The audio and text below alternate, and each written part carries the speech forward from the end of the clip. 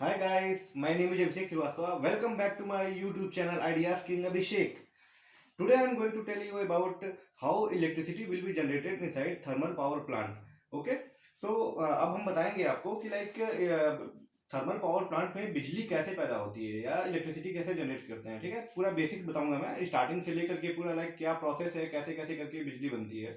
तो फर्स्टली देखा जाए कि किसी भी थर्मल पावर प्लांट में जो रॉ मटेरियल होता है हमारा वो होता है कोयला और पानी, coal and water. Okay, so basically होता क्या है कि किसी भी थर्मल पावर प्लांट में जो आप स्टार्टिंग वाला फेज देखिएगा, सबसे जो स्टार्टिंग का जो डिपार्टमेंट है वो हो गया कोल हैंडलिंग प्लांट, सीएचपी। वहां पे क्या होता है कि कोल हैंडलिंग प्लांट में हमारा कोल को स्टोर किया जाता है, कोयले को स्टोर कराया जाता है। अब कोयला आता है हमारे रेलवे मालगाड़ी से आता है, रेलवे वैगन कैरेज से आता है, और कोल यार्ड में डंप किया जाता है। सीएचपी कोल हैंडलिंग प्लांट के जो कोल यार्ड है उस पर डंप किया जाता है कोयला, वहां पे स्टोर होता है पहले कोल यार्ड में। ठीक है, बहुत सारा कोयला tons and tons of coals हम लोग वहां पे स्टोर कर लेते हैं कोल यार्ड में।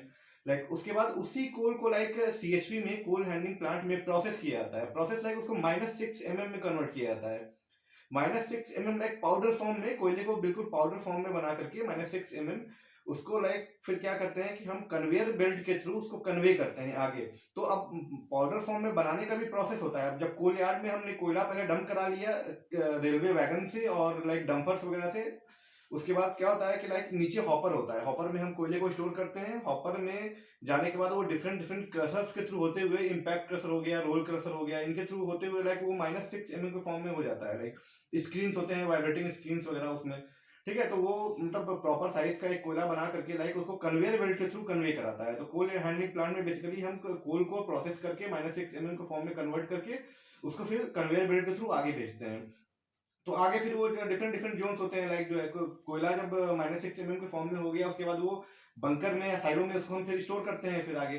ठीक है, बंकर साइलो में स्टोर कर लिए उसको अपने जरूरत के अकॉर्डिंग, जो है जितना क्वांटिटी होता है। उसके बाद से फिर क्या होता है कि हम कोयला बॉयलर में देते हैं। बेसिकली बॉयलर क्या होता है, बॉयलर बेसिकली प्रेशर वेसल, जहाँ पे हम लोग वाटर से स्टीम बनाते हैं। बॉयलर में बेसिकली हम लोग वाटर से स्टीम बनाते हैं। तो अब ऑब्वियस सी बात है कि अगर मान लो पानी को हमको स्टीम बनाना है तो ऑब्वियस सी बात है कि उसको हीट देना पड़ेगा। अब हीट हम कैसे देंगे? हीट ऑब्वियस सी बात है हम तभी दे पाएंगे जब हम कोई चीज बर्न करेंगे, कोयले को अगर हम बर्न करते हैं तो ऑब्वियस सी बात है कि उससे एनर्जी लिबरेट होगी या हीट लिबरेट होगी, तो उससे पानी गर्म होगा, पानी गर्म होगा तो वेपराइज होगा, लेटेंट हीट ट्रांसफॉर्मेशन करके फेस चेंज करेगा, राइट, लिक्विड से फिर वो जो है स्टीम के फॉर्म में कन्वर्ट हो जाएगा। ठीक है, तो बॉयलर में बेसिकली क्या होता है कि हम बॉयलर ड्रम में हम पानी देते हैं, और फर्नेस में क्या होता है कि हम आग लगाते हैं, कंबस्शन करते हैं।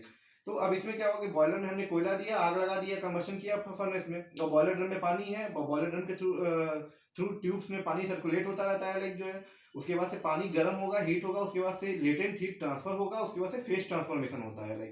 फेस ट्रांसफॉर्मेशन के दौरान जो है हमारा जो भी वाटर है वो सेचुरेटेड स्टीम, उसके बाद से फिर सुपर हीटेड स्टीम में कन्वर्ट होता है। उसके बाद से फिर जो स्टीम हमारी बनी बॉयलर में, उस स्टीम को हम बेसिकली पाइपलाइन के थ्रू, मेन स्टीम पाइपलाइन होती है या लाइव स्टीम पाइपलाइन, उसके थ्रू हम उसको आगे फर्दर हम प्रोसेस करते हैं, उसको टरबाइन सेक्शन में हम भेजते हैं। तो फिर वो स्टीम जो है, मेन स्टीम या लाइव स्टीम जो हम बोलते हैं, उसको हम टरबाइन में भेजते हैं। टरबाइन इनलेट में जब हम स्टीम देते हैं तो बेसिकली अब टरबाइन क्या होता है, टरबाइन बेसिकली एक मैकेनिकल कंपोनेंट है जिसमें केसिंग होता है टरबाइन में, और अंदर में रोटर्स होते हैं, रोटर में ब्लेड लगे होते हैं, जो है। ठीक है, अब मोस्टली जो पावर प्लांट्स में यूज होते हैं, इंपल्स रिएक्शन टरबाइन होता है, बैक प्रेशर टरबाइन, यही सब यूज होता है। ठीक है, तो जो भी जनरेशन यूनिट है ज्यादातर उसमें इंपल्स रिएक्शन टरबाइन ही यूज होता है। उसमें स्टेजेस डिफरेंट डिफरेंट होते हैं उसमें, कोई 32 स्टेज का होता है तो कोई अलग स्टेज का होता है। ठीक है, तो हम स्टीम को हम जो हमारी स्टीम जनरेट हो चुकी है बॉयलर में, उसको हम टरबाइन में भेजते हैं थ्रू द पाइपलाइन और main steam line. Okay, inside the inlet port of the turbine। तो अब वो स्टीम क्या करती है कि ये रोटर है और यहाँ पे ऐसे ब्लेड्स लगे हुए हैं। ठीक है, तो स्टीम जब हमारी आ रही है तो स्टीम जो है ब्लेड पे जाके स्ट्राइक करती है, स्ट्राइक करेगी तो ऑब्वियस सी बात है कि अगर कोई भी चीज अगर हाई वेलोसिटी, कोई मास है जो हाई वेलोसिटी है और उसका समथिंग कुछ मास है, ओके, तो वो किसी भी चीज से टकराएगा तो अपना मोमेंटम लूज करेगा, तो वो जो है स्ट्राइक करेगा ब्लेड पे, तो उसको वो नचाएगा या पुश करेगा। तो मतलब हमारा टरबाइन का जो रोटर है वो रोटेट करता है, मूव करता है, ओके, उसमें एक रोटेशन प्रोड्यूस होता है। तो उस रोटेशन की वजह से जो है क्या होता है कि अब जो टरबाइन का जो रोटर है, शाफ्ट है, वो हमारे टर्बो जनरेटर के साथ कनेक्टेड होता है या कपल्ड होता है। तो अब टरबाइन रोटेट करेगी तो ऑब्वियस सी बात है कि वो शाफ्ट को रोटेट करवाएगी टर्बो जनरेटर की, क्योंकि कपल्ड है दोनों एक दूसरे के साथ। तो जब टर्बो जनरेटर जब रोटेट करेगा तो वो क्या करता है कि वो मैग्नेटिक फ्लक्स चेंज करता है। ओके, मैग्नेटिक फ्लक्स चेंज होगा तो उससे इलेक्ट्रिसिटी प्रोड्यूस होती है, ईएमएफ डेवलप होता है, इलेक्ट्रोमोटिव फोर्स डेवलप होगा, उसके बाद से फिर पोटेंशियल डिफरेंस की वजह से इलेक्ट्रिसिटी प्रोड्यूस होती है। ठीक है, और उसके बाद टर्बो जनरेटर से लाइक एक्साइटर कनेक्ट होता है, एक्साइटर जो लाइक एसी को डीसी में कन्वर्ट करता है। ठीक है, तो वो इलेक्ट्रिकल का एक लाइक वो है, लाइक कॉन्सेप्ट है, वो हम बाद में डिस्कस करेंगे कभी जो है किसी और वीडियो में। ठीक है, तो अब बेसिकली होता क्या है कि अब ऑब्वियस सी बात है कि जब जनरेटर की साथ रोटेट की टर्बो जनरेटर की तो वो इलेक्ट्रिसिटी प्रोड्यूस हो गया है। अब प्रोड्यूस हो गया तो उसको 3 फेज के द्वारा like R Y and B 3 phases होते हैं आज हम, जैसा कि हम लोग सभी जानते हैं लाइक। तो उसके द्वारा हम लाइक उसको हम ट्रांसमिट करते हैं लाइक उस ये लाइक ट्रांसफार्मर में। ओके, अब ट्रांसफार्मर भी बेसिकली दो तरह के होते हैं, step up transformer and step down transformer. Okay, तो अब जो इलेक्ट्रिसिटी हमारी जनरेट हुई, जो वोल्टेज हुआ, तो उसको हम ट्रांसफार्मर में स्टेप अप या स्टेप डाउन करके according to the use like उसको फिर हम पावर ग्रिड में कन्वे कर देते हैं।